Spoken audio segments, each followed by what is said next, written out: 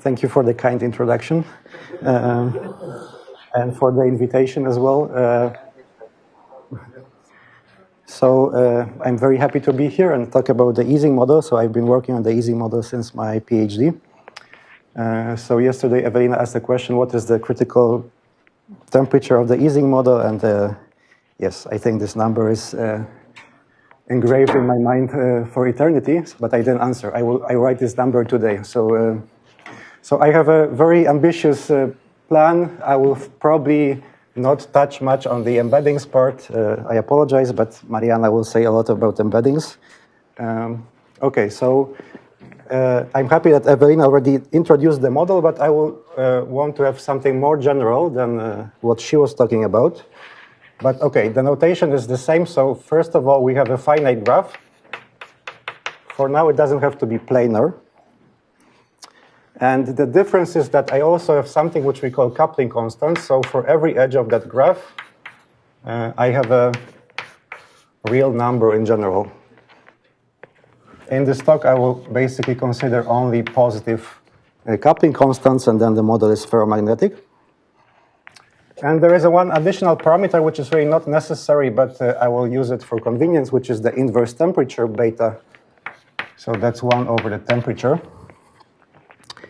Okay, and then we have spin configurations, which are assignments of spins.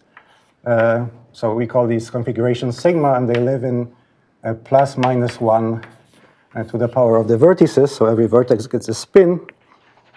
And then the Ising model, so I say Ising, some people say Ising.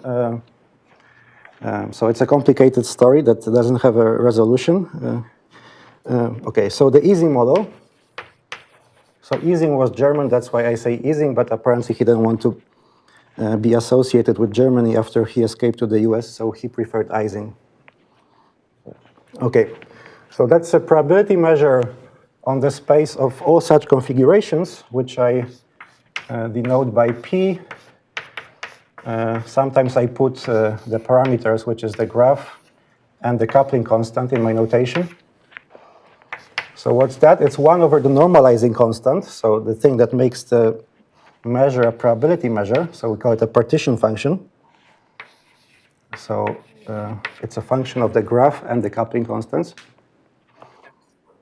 And the temperature, yes. Okay, I don't have it in my notes, so I will keep it without the temperature. I drop the parameters anyway quite often, so let's do it like that. And there is the weight of the configuration, which is the same as yesterday, with the difference that every edge, so U tilde V means that U is adjacent to V in the graph. It's weighted also with the coupling constant. So it measures the strength of interaction, not only beta, but also each edge gets a different coupling constant. And if beta is positive and if J are positive, and then this is a ferromagnetic model, meaning that the spins like to be aligned with each other. Okay, so what is the object of interest for me? I will look at 2-point functions, so expected values of products of two spins. So if I have two vertices, I define the 2-point function with the physics notation, which I also write here Gj, but there is a beta. And that's just the expected value under this probability measure of a product of these two spins. And here there is also Gj.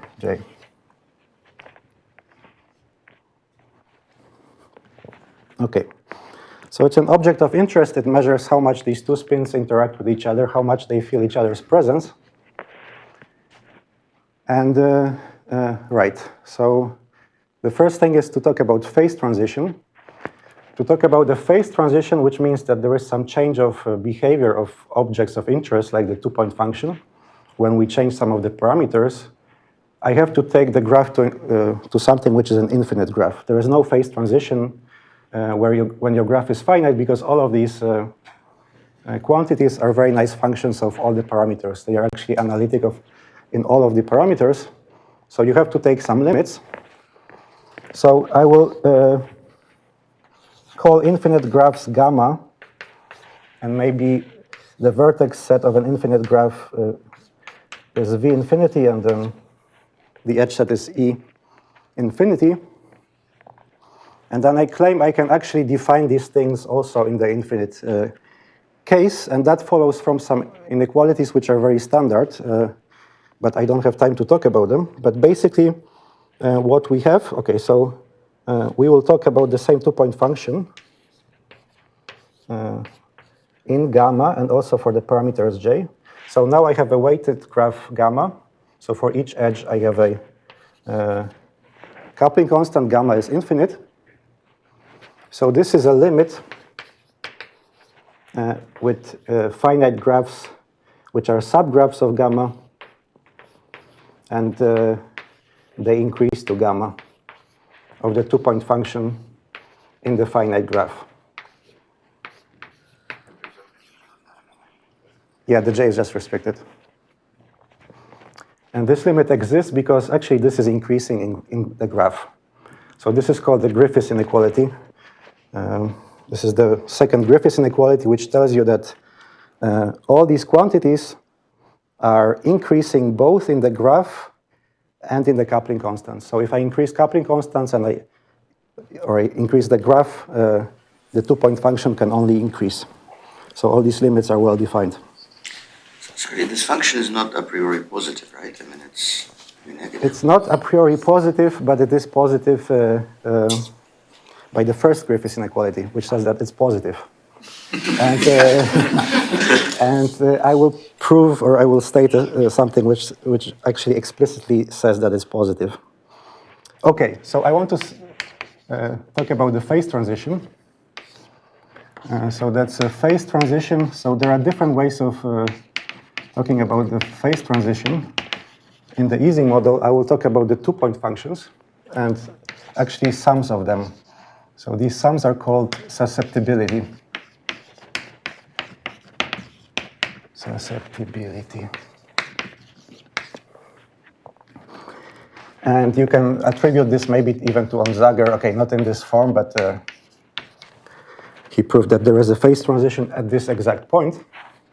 So for most of the talk, I will take gamma to be the square lattice, and maybe I will say something about embeddings at the end. So let gamma be the square lattice, and take all the coupling constants equal to 1. So a homogeneous model, basically the one that Evelina introduced. Then there is a quantity of interest, which is called susceptibility, which one denotes chi of gamma and j. And this is a sum over all two-point functions in your graph. Okay, you fix some reference vertex, which I call 0, so the origin of the lattice, say. And then you look at the two-point functions between the two-point function between 0 and that vertex, and you sum it up. So this thing undergoes a phase transition. So for small beta, which means large temperature, this should be very small. If you have a very large temperature, these two things basically behave like independent random variables. So this should be very small, and it should actually decay quickly when the distance between two vertices goes to infinity.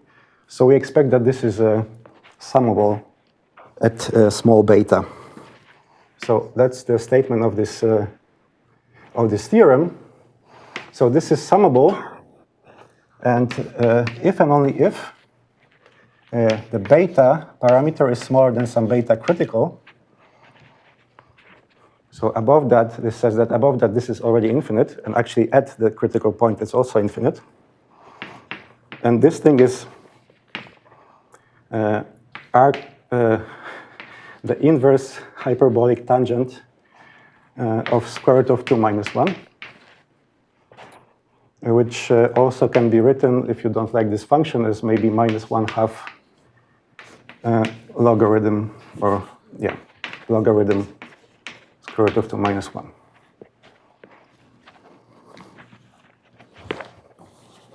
And please interrupt me if something is not clear, obviously.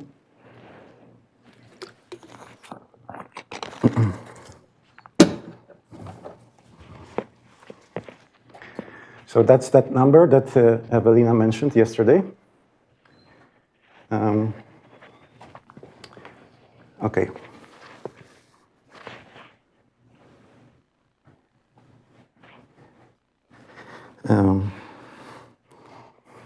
So what is so special about this theorem? So what is so special about actually dimension 2 here? So the Ising model can be defined on any finite graph and then on any infinite lattice. So it can be defined on Z3, for example. And on Z3, this theorem will also be true if I erase everything that's written here. So the exact value of the critical point. We don't know the exact value of the critical point in higher dimensions. So what's so special is that this can be identified, and this is related to the exact solvability of the model. So we can compute exactly quantities of interest, like the temperature, critical temperature, in the model. Okay, so is this statement clear? Right, so from now on I will basically forget about the spin picture, and I will use a graphical representation. So in statistical mechanics, a representation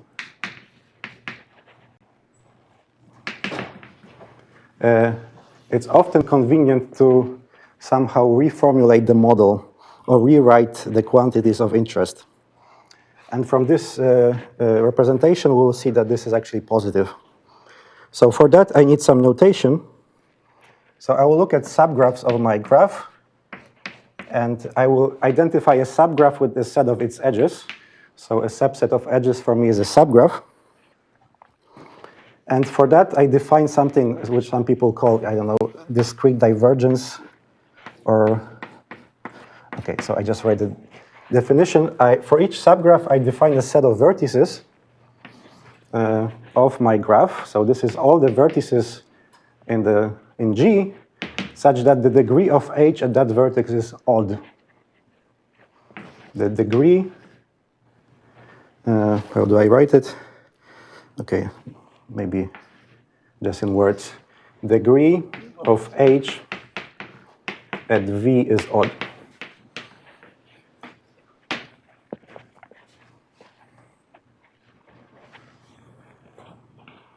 Okay, so what does it mean? I will basically, at some point, I will say that it's enough to consider trivalent graphs. So what is a trivalent graph? It's a graph where every degree is at most 3. For such a graph, what do I want to say?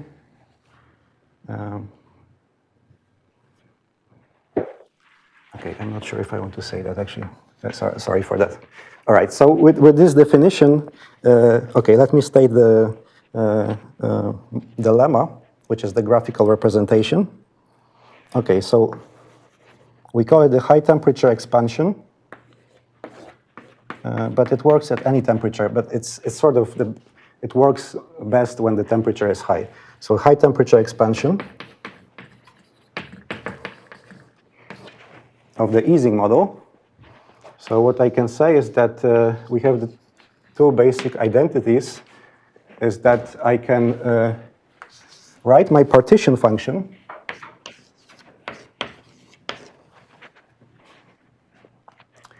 as a generating function of some subgraphs of my original graph, and this is up to a constant. So this constant is explicit. So it's just a product over all edges, and then there is a hyperbolic cosine of the coupling constant. So it's a very simple constant, beta.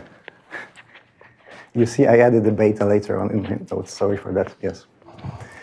So very good. And then there is another, okay, I will also call it Z, but it will have this superscript empty set above, and it will take a different set of parameters. Here I talk about coupling constant. Here I will talk about weights of edges. So the weights will be given by the hyperbolic tangent beta j. Okay, so what is this thing? Where this new object, actually, I can define it for any subset of vertices of my graph. So in this case, this is an empty subset. So I define this also for an arbitrary weight vector, x. So x is just a function from the edges to the reals. In this case, I take this weight as this hyperbolic tangent. So it's a generating function of all graphs with this set, with this, okay, I call it maybe the boundary of H.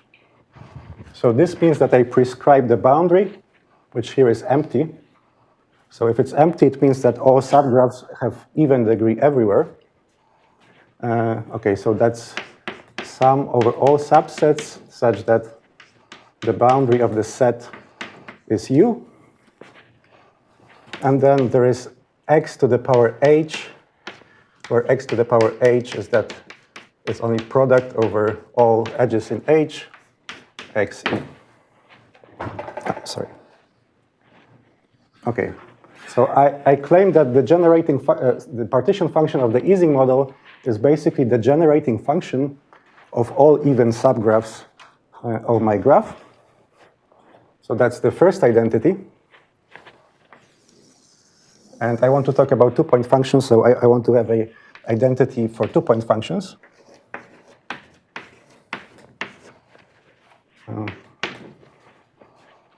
Is there a guess for what this should be?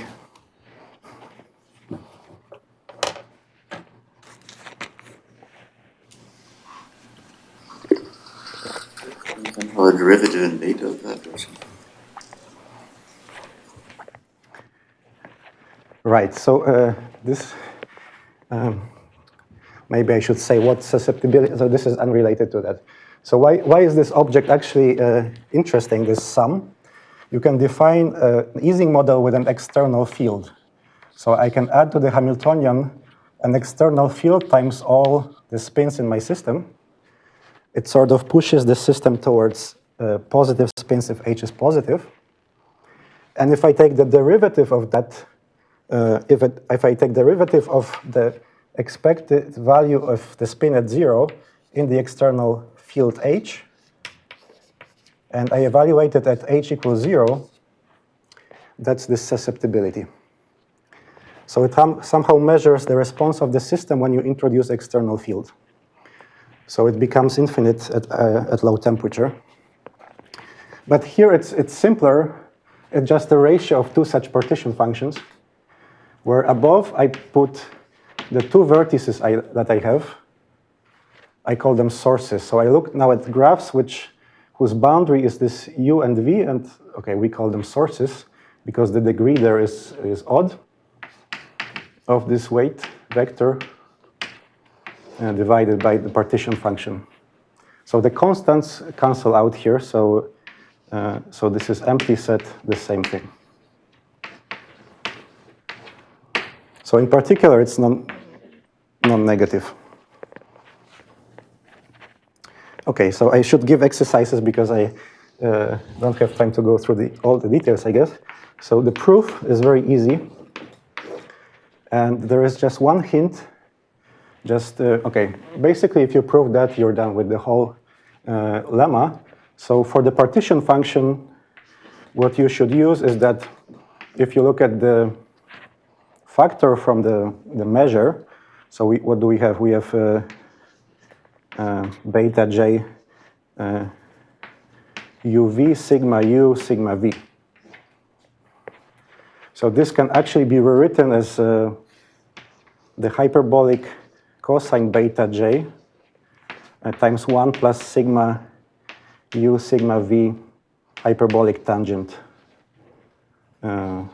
beta j.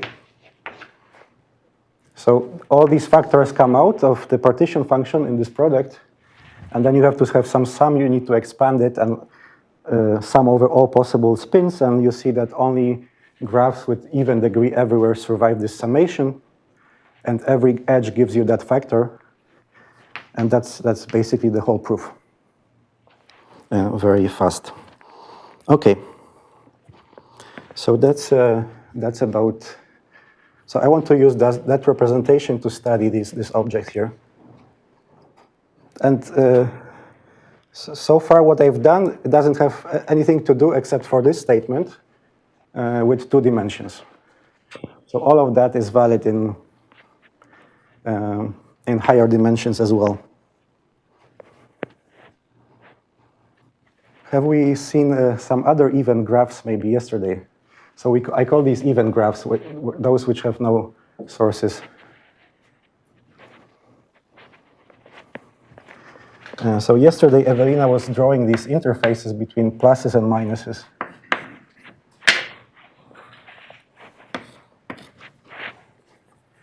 And if you draw interfaces between pluses and minuses, you think of them as edges on the dual graph. And by the condition that you have only plus and minus spins, you only get even graphs. And it's a completely different representation that only holds in 2 dimensions.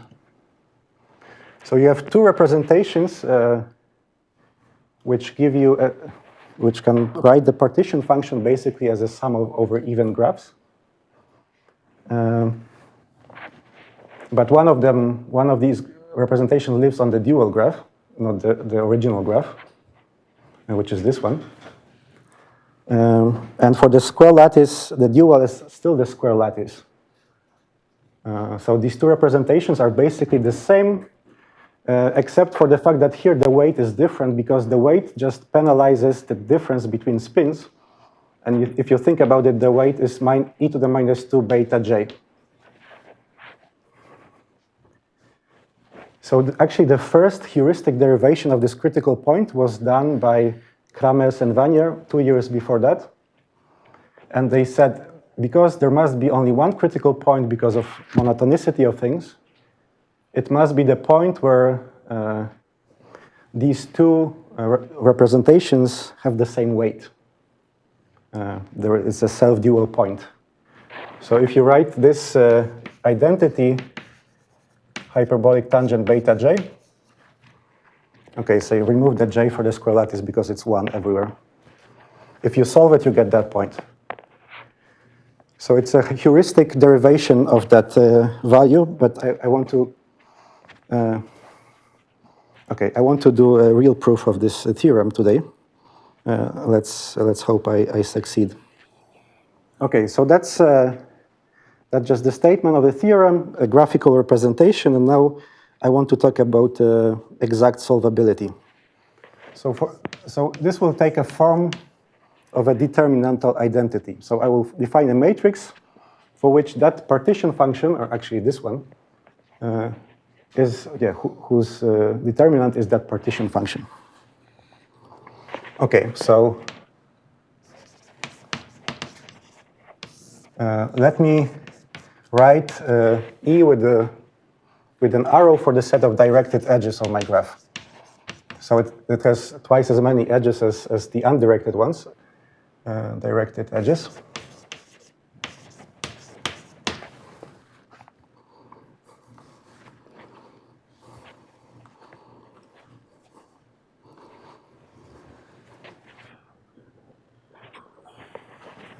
And let x with an arrow be a weight vector on the directed edges. So in the Ising model, there is no direction of edges. It doesn't play any role, but in this solution, it is important. So this will be a weight vector on the directed edges. Okay, so I will define something which is called the Katz word matrix.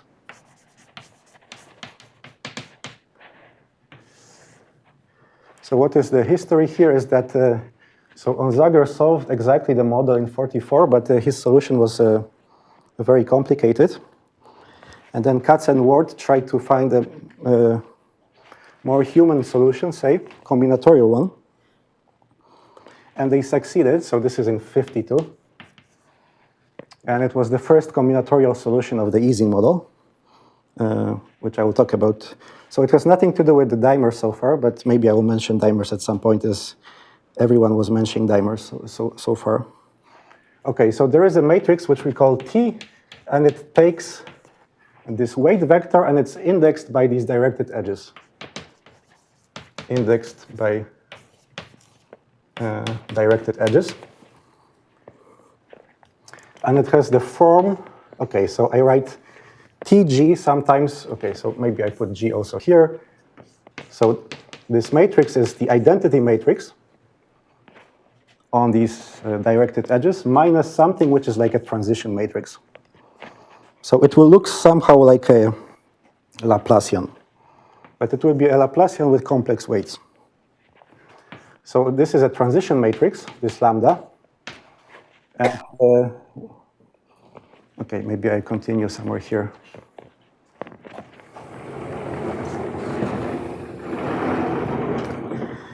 So what is this transition matrix?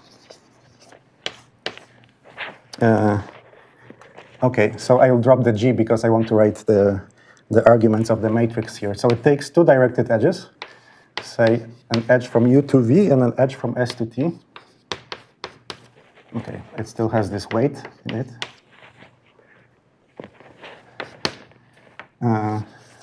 So it will be a transition matrix between directed edges. So the first condition is that for a non-zero transition weight, I have to have V equal to S, meaning that first edge points at the other edge. So V is equal to S, but also I will not allow backtracking. So T cannot be U. So T cannot be U. And in that case, it's okay. So there are two edge weights coming from these two edges, and for some reason, I will revert the first one. Okay, this will. So I take the edge weight of the reversed arrow. So okay, that is not important for now. So I take weights of the edges. Okay, I don't have much space here, so I will continue here. And there is a complex factor, which is e to the power I over 2 times the turning angle from that edge to that edge. So that's this angle here. So that's, if this edge is called E, and this one is G, then this is a turning angle from E to G.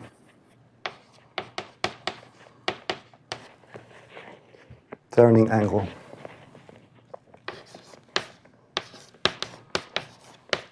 Okay, and otherwise it's 0. There's no transition. So E here is UV and G is ST. Yes. And the property of the angle that will be useful is that if I look at the angle from minus G, which is this one, in the opposite direction, if I look at the turning angle of from minus G to minus E,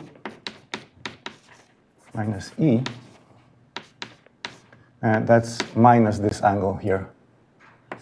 It's minus alpha EG. So the angle is computed with the natural orientation of the plane, not the edge.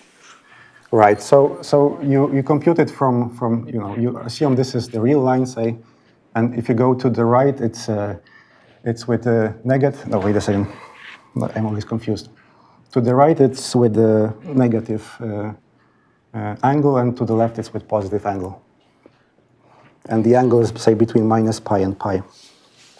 Just to be clear, the assumptions on the graph is that it's planar and that the edges are straight.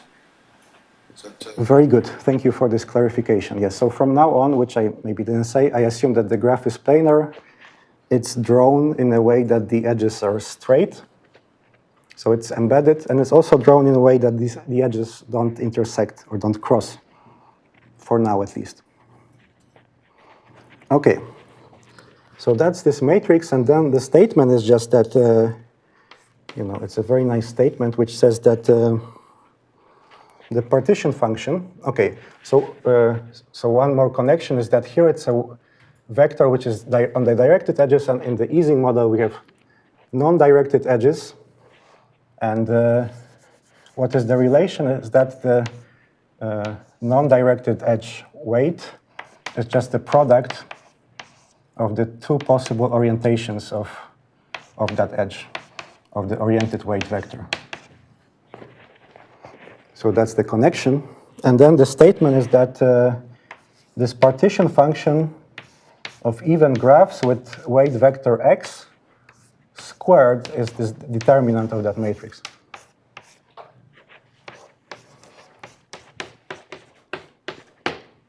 So that's the Cutsworth theorem. And what follows from that is that, in particular, this matrix is invertible, because this is a positive quantity.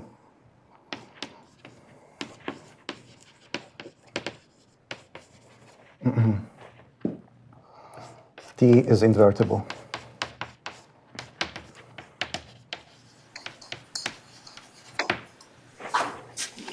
For some strange reason, I would like to have x complex valued.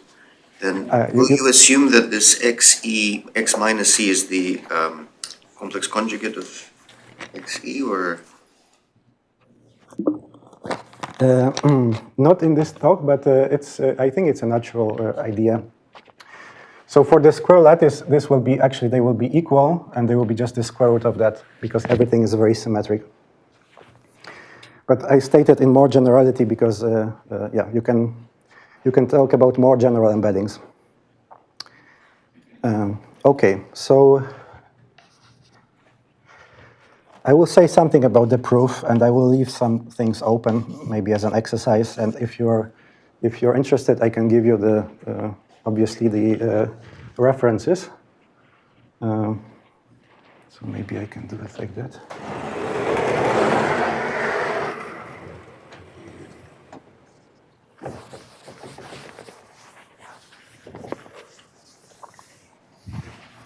Okay, so at this point there is maybe 10 different proofs of this theorem. I like particularly one of them, which uses the following identity. So we have this classical identity that it will be a combinatorial favored proof, that if you take a determinant of an exponential of a matrix, then it's just the exponential of the trace of that matrix.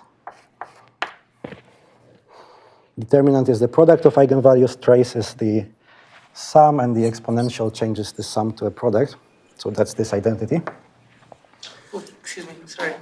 Going back to this values of the transition matrix. Right. These edges, are you assuming that they are bounding a face, or can there be intermediate?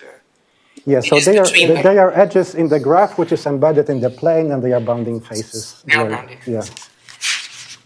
Yeah. Yes. So if you want to... so there can be many edges between U and T, so they don't have to be successive edges on the boundary of the face. They just need to be incident at V.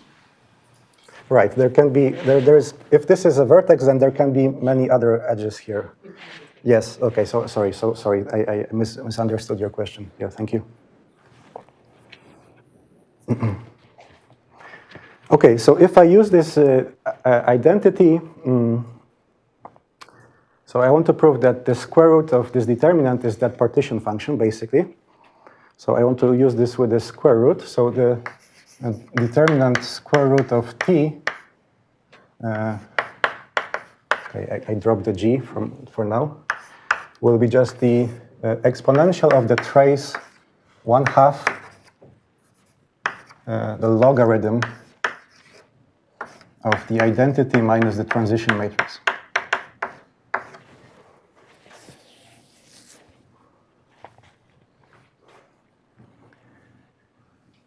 Okay, so the first observation is that if I scale my weight vector by a constant, I can make it very small, so that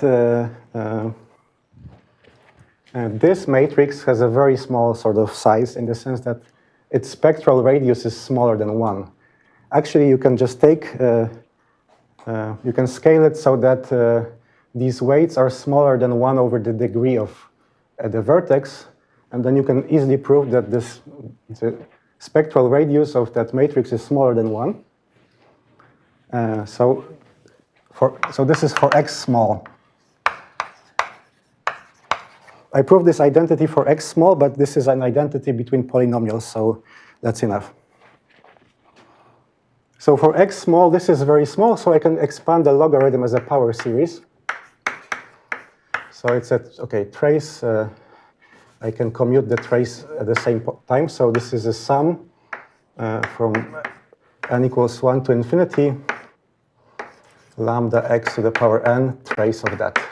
And there is a minus coming from the expansion of the logarithm. Okay, x with the arrow. And I want to interpret this as loops on my graph. So the trace of a matrix to the power n basically counts the weights of all loops in the graph, which are non-backtracking because of this condition. And the weight of each loop is the product of these x's and the product of all these factors. 1 over n. As this is very important. I would fail it in the, obviously. Sorry, thank you. Okay, so I write this as a sum over all loops of length n. Actually, I can say, because it's under all these conditions, I can just write that, sorry, this is not there anymore. It's a sum over all loops, which I denote by small l. So collection of all such loops will be capital L.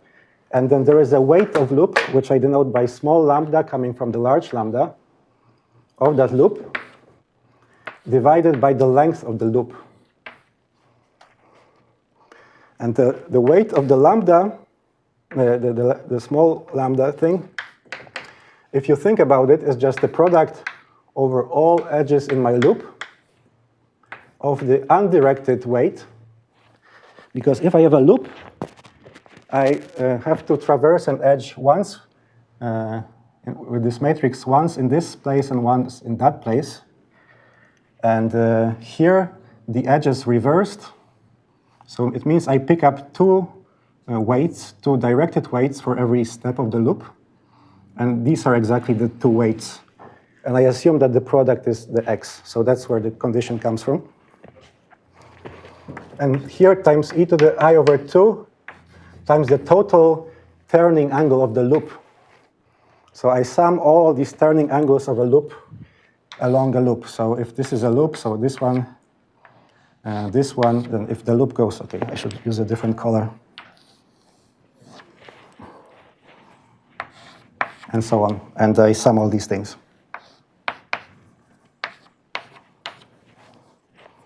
Here, this is the turning angle. Okay.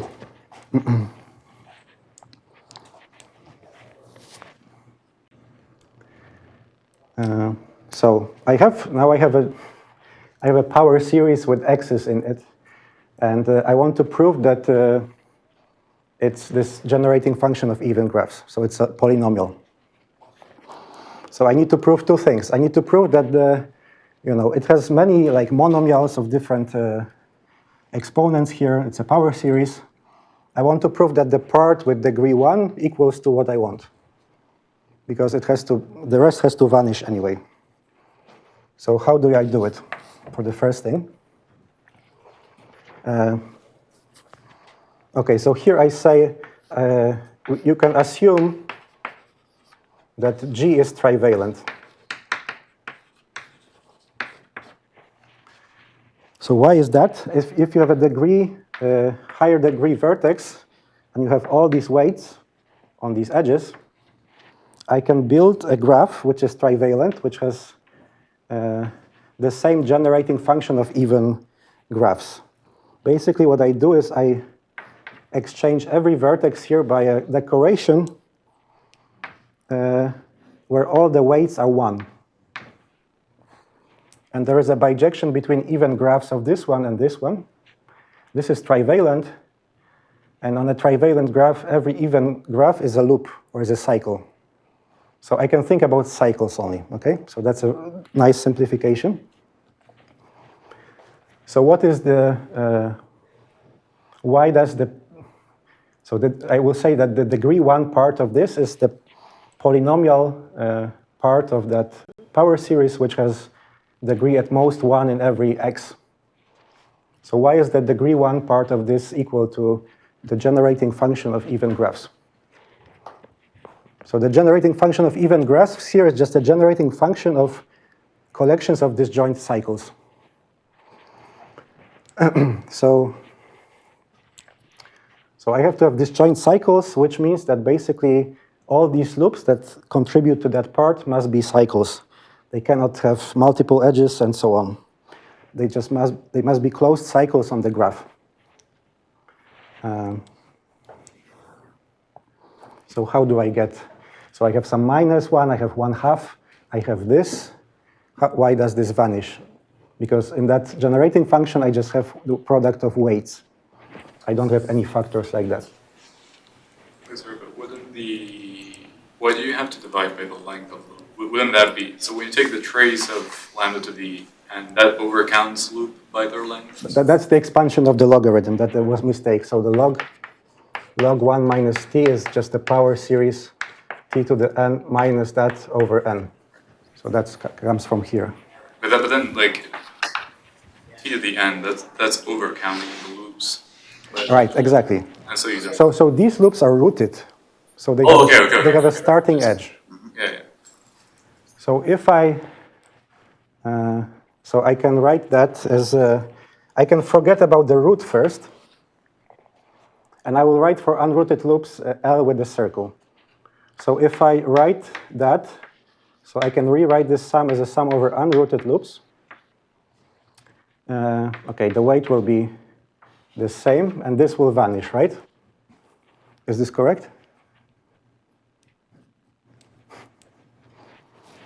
I suggested yeah, put you in a position where you made a mistake. But so this is not correct.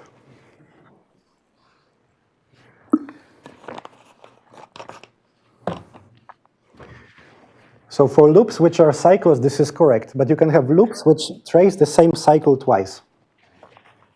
Okay? And I will say that this loop has period 2. I will denote period by m. And then there is only length of that loop divided by the period ways I can root it.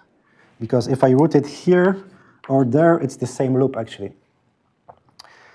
So in general, this has to be divided by the period of the loop. And now it's correct. But for the degree 1 part, this is anyway irrelevant. Okay, so I still have 1/2. Why is this 1/2 necessary here? So, right, so that's the square root cancels out the orientation. So if I now mod out the orientation, I just get a cycle actually. So this vanishes. So I have this annoying -1. So that's the whole point of this story is why is this -1 here? If I expand the exponential, I will have product of -1s times lambda of the cycle. Well, isn't it because you're turning by 2 pi over 2? Right. Therefore, it's -1. Right. So every cycle has a turning angle of 2 pi or -2 pi. And that will give you -1 here, because this will be e to the I pi. And this will cancel this minus. Okay, so that's the proof that the degree 1 part is correct. And here it's this sort of magic of this solution is that this global factor of -1 can be written as a product of local factors which have a geometric meaning. It's sort of like a Kasteleyn orientation for the Daimer model in some sense. Because in the Kasteleyn rotation, you also have weights which have to cancel out minus signs. Sorry, is this proof from the 1950s? No, that's my proof. Right. Okay, so the second step is to prove that this power series is at most degree 1 in every variable. Okay? So maybe I will prove that because it's... okay, I will not say anyway everything I wanted to say, but...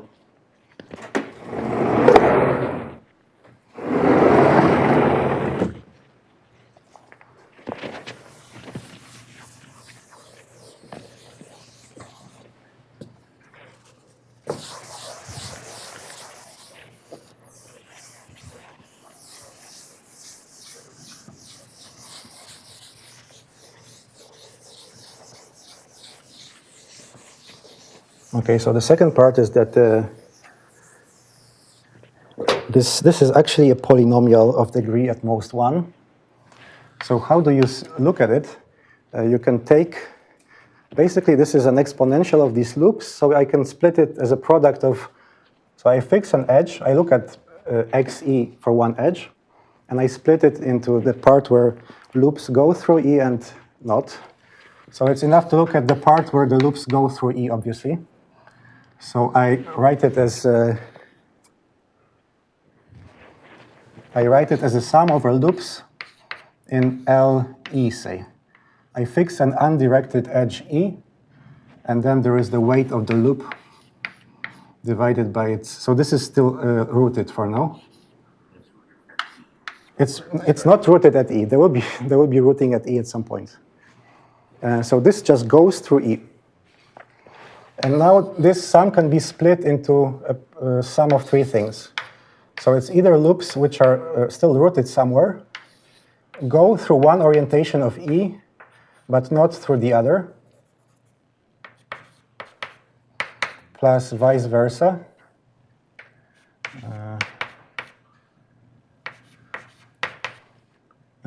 Plus both.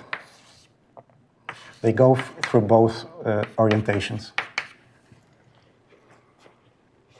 Wait.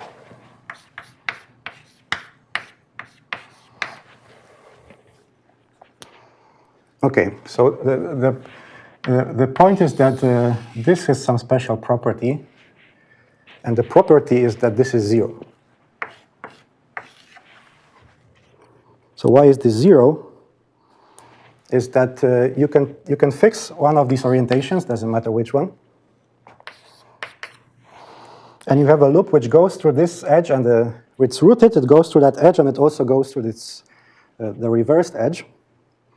So what you do, you go along that edge until you see a piece of this edge, you go along that loop until you see a piece of this loop which goes through that edge and comes back to the reverse version without touching this edge in between. So it really just goes like that and comes back. There will be a point like that.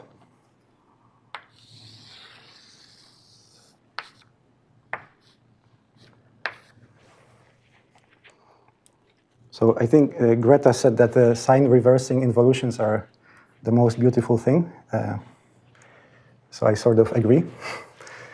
So you can make a sign reversing involution in that you, to that loop, you associate a loop which traces that part in the opposite direction.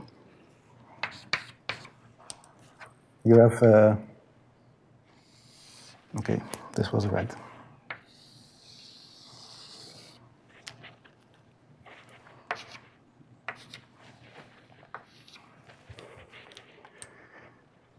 Okay, so why does this reverse the sign? Because the winding is an odd multiple of pi now. So if I take the reverse direction, I take the conjugate weights, and that means that I get a minus sign because they are imaginary. So this is 0. This is 0, and these two things by inversion are the same. So I cancel out this 1/2. So I still get e to the minus sum over all rooted edges, say in one of these guys, not in minus e.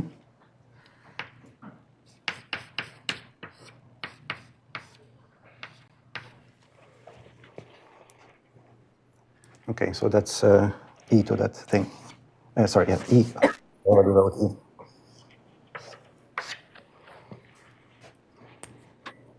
Okay. So what can I do now? I want to prove that this is a logarithm of something of degree 1 in xe. So I would like to somehow be able to, anyway. So now is the question of rerouting it so these are all loops which go through which goes through that edge, don't go through that edge. So basically it means that they just follow one of these arrows, come back, and so on. I can split them into pieces which only go through that arrow once. And the weight will factorize, actually. The weight, which is the product of the edges.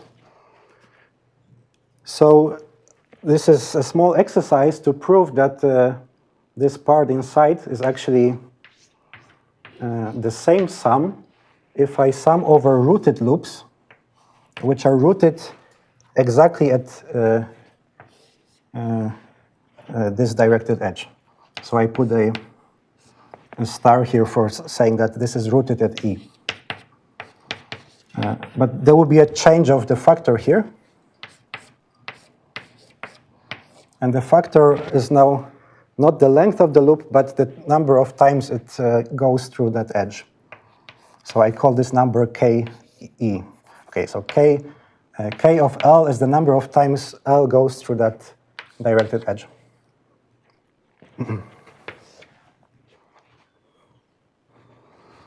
So another easier exercise that to show that this is actually a logarithm.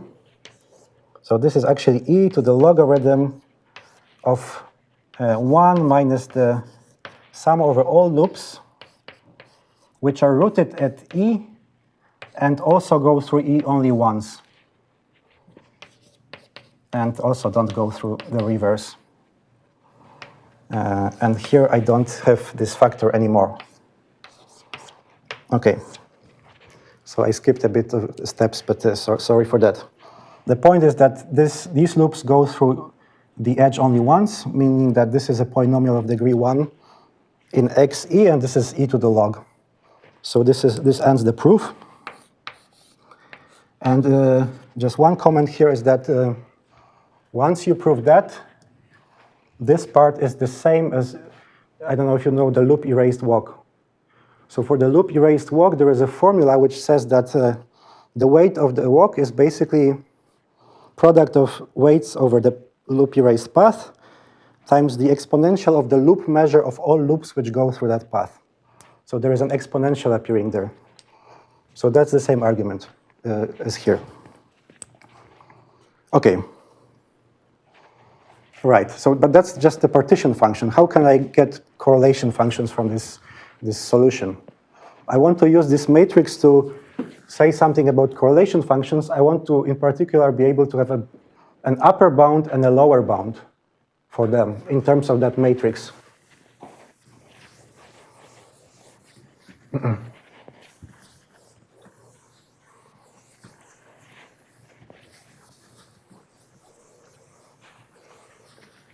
How can I force two sources at 2 points using this solution?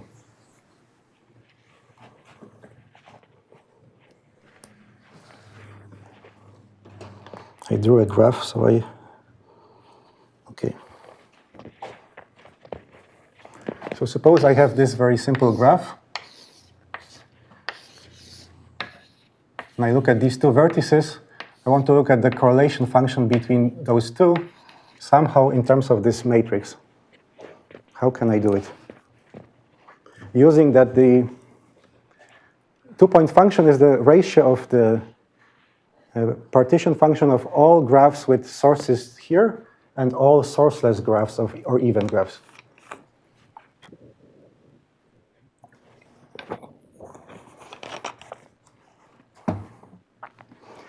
It's sort of like in the dimer model solution, if you look at the correlation functions between monomers, it's sort of a similar idea.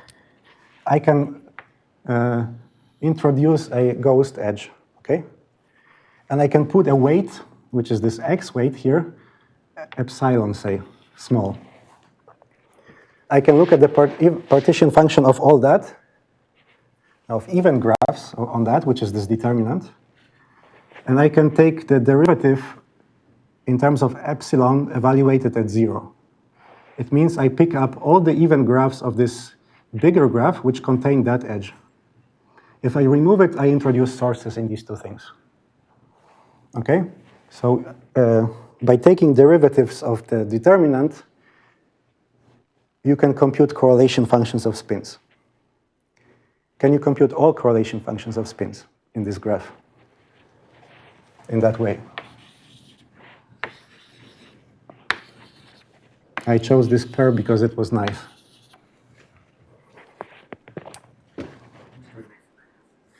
It has to remain planar. Actually, it doesn't have to remain planar. So that's the part where I say it doesn't have to be planar. But right, if I take vertices which don't lie on the same face, if I want to do this trick, I introduce this new edge which crosses something. So actually, what you can prove is that the Cotsworth theorem is true for graphs with edge crossings, but then you have to change the definition of that partition function. It's the same as before. It's the sum of all these graphs where they have no sources or even graphs. X to the power h, but also -1 to the number of crossings in the graph. Number of edges in the graph which cross. And that's because, as here we said that if you have a closed cycle, then it makes a turn of 2 pi or minus 2 pi. If you have a loop that intersects itself an odd number of times, it will have an even multiple of 2 pi as its turning angle. It's a very old result of Whitney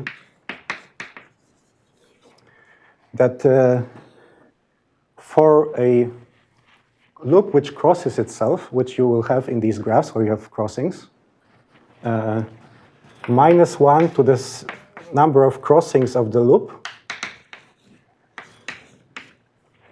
actually +1, it's the same as e to the I over 2 times the total turning angle of that loop. So once you have that formula, you can prove the same theorem for graphs which have edge crossings. And these you need to have correlation functions. Because now I can simply remedy this problem by putting a negative weight x here. If I consider a partition function of all even graphs which have a negative weight here, whenever I have this edge, it will give me a minus sign. But then I look only at the graphs which also contain this edge. So that minus sign will exactly cancel out this crossing. So if I change the weights to minus on the set of edges which are crossed by this path, I will recover actually the partition function with no signs. So you need to change the weight vector. So that's the message from this picture. It's okay. So I will be brief now. So what you can do with that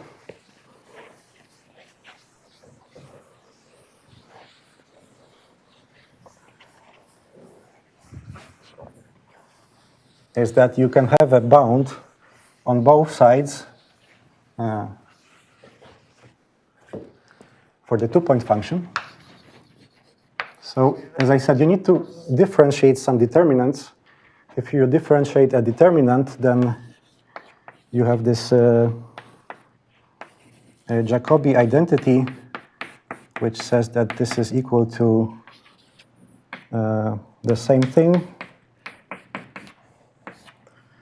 times the trace of A inverse of t times the derivative of AT.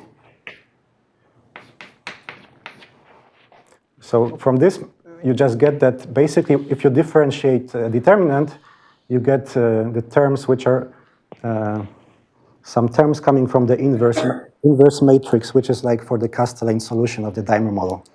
There you also have inverse, you look at the inverse Kasteleyn matrix. So, okay, so this is skipping some steps, obviously. You have that this thing is upper bounded by some constant, which is a constant in terms of the degree of the graph, basically, and these j's, which is a local bound, times the inverse matrix.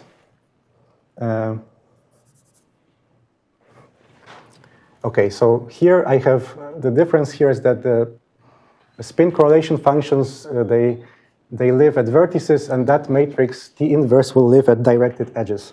So you have to, these things have to be compatible.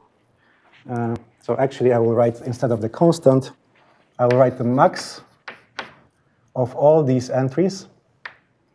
Okay, so this is x, some weight vector such that the x vector underlying it is the hyperbolic tangent of j. And here I have a max over all possible pairs of directed edges, where the first edge points at u, and the other one points away from v. So I will just write that this first edge is in the set of edges which go inside u, and g is in the set of edges which go outside of v.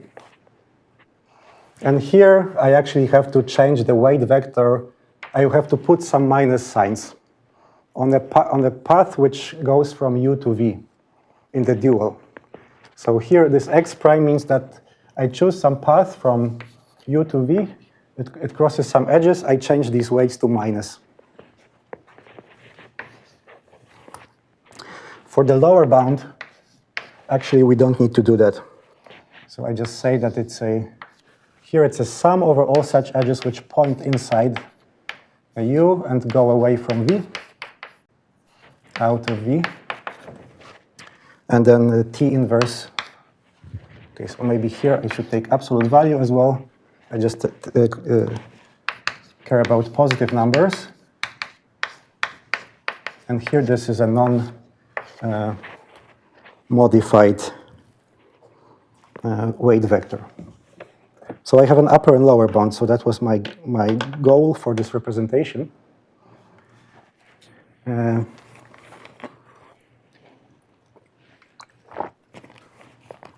And now the point is that these matrices are geometrically defined because they use these turning angles. So you can expect that there are some geometric conditions on these weights x, or which means basically that there are some geometric conditions on the weights j for which I can have nice bounds on both sides. So if u and v are neighbors, so you don't have to need the... No, if u and v are on the same face, there is no... To change the right. weight, but I don't see why the max should be greater than the sum you wrote as a lower bound. So this is actually much bigger. So for two, you mean so for two neighbors? Okay, actually in my paper I have written that they are not neighbors. So maybe that was the point. So assume that they are not neighbors. But okay, thank you. That makes sense. So u and v are not neighbors. Say. Anyway, we care about long distances here. Okay, so maybe I have 10 minutes. So there is two ideas here for the upper and lower bound, which work very well for the square lattice, which give you the optimal result that there is a critical point where these two things meet. And it also works for a bigger class of graphs, which is called circle patterns, which I will not have much time to talk about. The same argument proves criticality of certain coupling constants J, which are defined in a geometric way for graphs which are circle patterns, which means all the faces are inscribed in a circle. So maybe Mariana will mention the circle patterns, but not in this context. So what do you do for the square lattice? First of all, I want to have an upper bound in the high temperature regime. And this T is of the form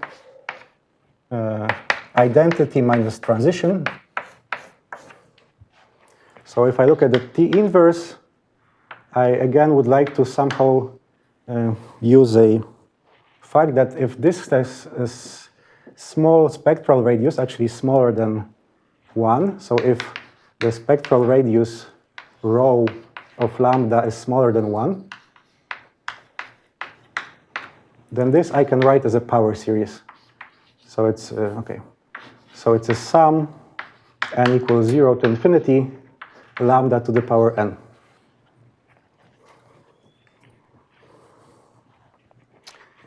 And actually, you see that if I evaluate this at 2 edges,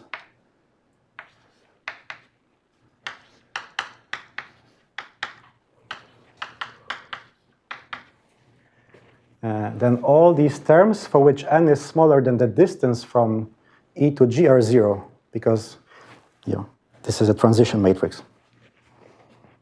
Okay, so actually, so this is a sum from n equal the distance from E to G to infinity, and the same thing. No, identity is not important also. Identity only looks at distance 0.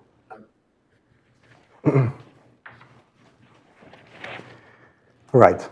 So if this is small, say, in some sense, then this will be decaying exponentially. And one condition for that is not exactly that, but I want to say that I want to have a condition which bounds this operator norm, the L2 operator norm of that matrix, which is something larger than that by definition. But if this is smaller than some number, smaller than 1, then basically that thing here is, all of these things are bounded by, every term of that matrix is bounded by this operator norm to the power n, because this norm is a submultiplicative norm on matrices. So if that condition holds, then this is actually smaller than the geometric series with r as the progression. So this is r to the distance over 1 minus r. Okay. So if I can prove that the matrix has a small operator norm, I'm in good shape. And how you do it is very simple.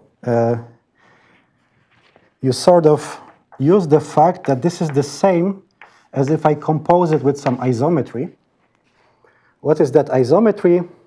It's the isometry which, if you take a function on the directed edges, it gives you the function at the reversed edge.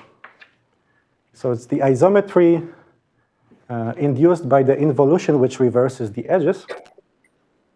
So this is an isometry, so these two things have the same operator norm. But now if you look at it, this becomes a block diagonal matrix, which is Hermitian actually. And the blocks are basically of size of the, for each vertex you have a block, because now the allowed transitions are only between edges which point out from the same vertex.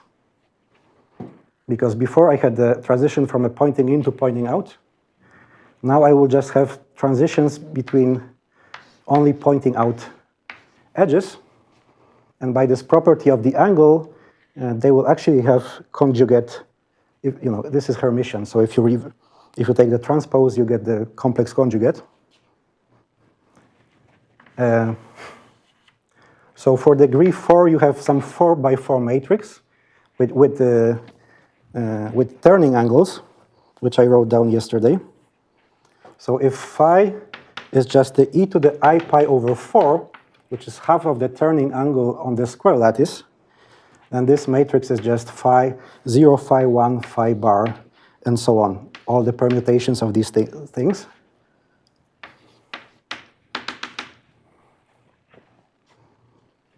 And then there is a weight vector, which is this x. And for the square lattice is, it's the same for all edges, so I can take it in front of the matrix.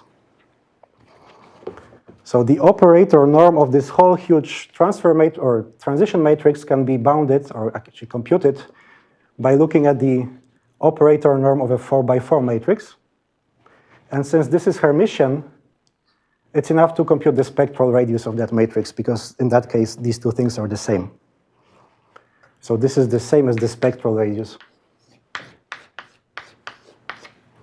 And this is a computation you can just do, just right now. And you see that basically, the highest eigenvalue is when you have a constant vector, which means that the eigenvalue is 1 plus phi conjugate, which is 1 plus 2 cosine of pi over 4, which is 1 plus square root of 2. And then you have to take this x so that x times that is smaller than 1. So the inverse of that is square root of 2 minus 1. That's the square root of 2 minus 1 from the statement. So that's for the square matrix. You can do the same computation in general. You can compute the spectral radius of a general vertex in the plane. And this will give you a bound which works for all circle patterns. So that's the upper bound. For the lower bound, maybe I will go slightly over time, but sorry for that. But I try to be quick. So for the lower bound, assume that I have a null vector of the Katzword matrix, or it's the same as the eigenvalue 1 vector of the transition matrix. So suppose there is a vector which doesn't change under the transition matrix, and this is in the infinite graph. So the transition matrix is defined locally, so I can just define it on the infinite graph as well. It's a finite degree graph, everything is nice. I can talk about eigenvectors. So this is an eigenvector for the transition matrix of the whole lattice, say. And now I want to prove that if you have something like that, the 2-point functions cannot be very small. So how you do it is you take a box in your lattice, you call it B, and all the arrows which go outside of this box you call, say, the boundary of this box. And now if I apply the Katzword matrix, but for the finite graph B, so I restrict, you see that basically I get 0 if I have a vertex inside, because it's a local matrix, so it doesn't see if I'm, it doesn't care about what happens outside. The eigen vector condition is, you can check locally, so it's 0 if, so this is at some directed edge. This is 0 if this is in the interior, say, of the box, and it's actually equal to f if you're at this boundary.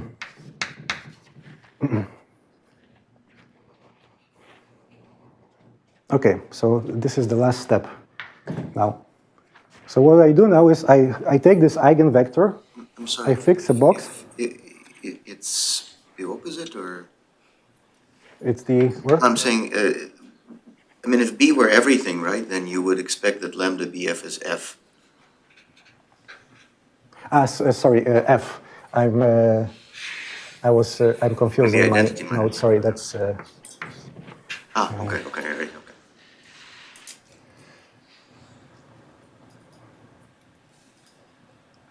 I think that's correct now. Because that's identity minus lambda, basically. I think that's consistent with my notes, which I'm not sure if they are correct. But so maybe there is something here. But the point is that it vanishes inside the box. So now what I can do is I can write this eigenvector again as just T inverse of B times T of B times F, because this is anyway invertible for any finite graph. So this annihilates this thing except for the boundary. So you can, so from that,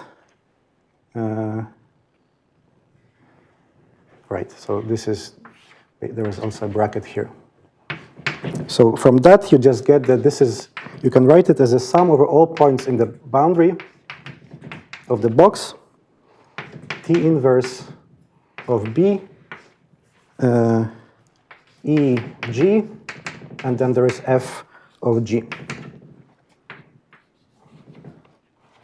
Okay, anyway, so the moral is that actually this gives me a lower bound on the two-point function.